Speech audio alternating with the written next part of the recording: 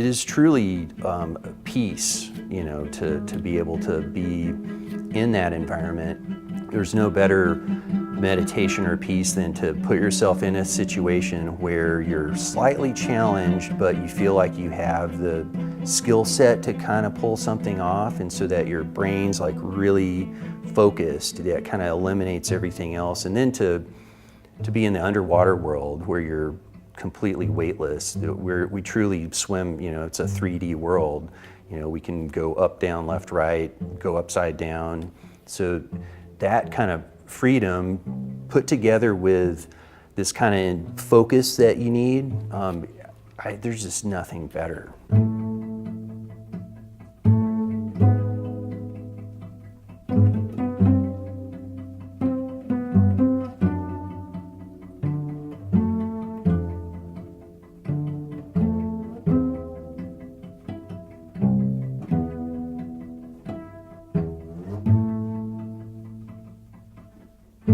When I was 11, I went to Possum Kingdom Lake.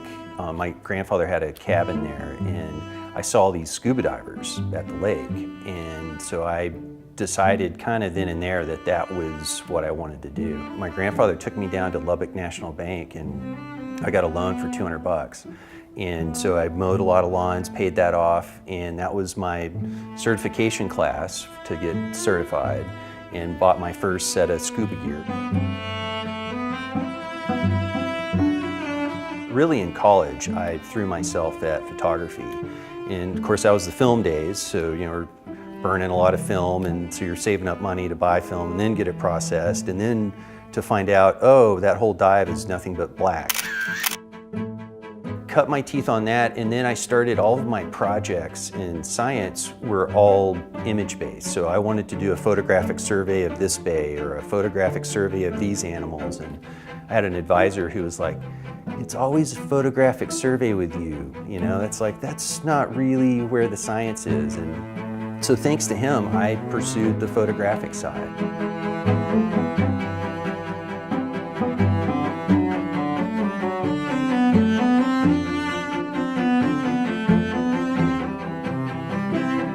Through black and white and kind of some shooting techniques and some post-processing techniques, we can kind of get that inky black background or the perfect white background. And it's not just different, I think, you kind of focus more on the animal. And so I find that for me, I tend to look at their eyes more. I see more details on the animal.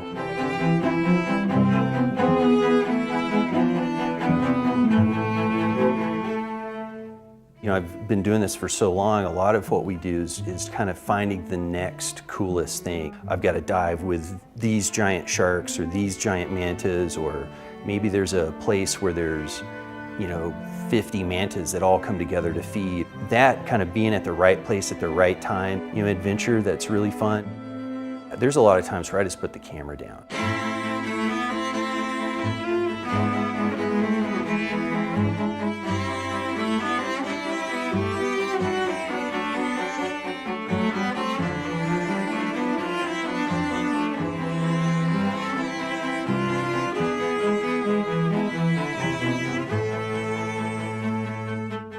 We're able to see some pretty amazing sights. So I always try to make sure that, I'm getting stuff in the can, but I've got to get stuff, in my mind too, because that's ultimately what, we're there for. I mean, there's a lot of times where I feel naked if I don't have a camera.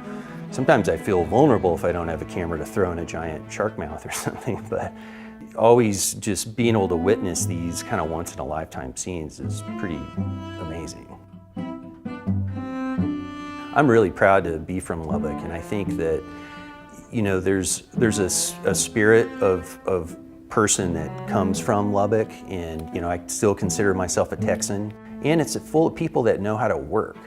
There's a lot of places out there where people don't know how to put in a good hard day's work, and so I think a lot of that I learned growing up in Lubbock I use in my daily routine, and I really know how to appreciate water.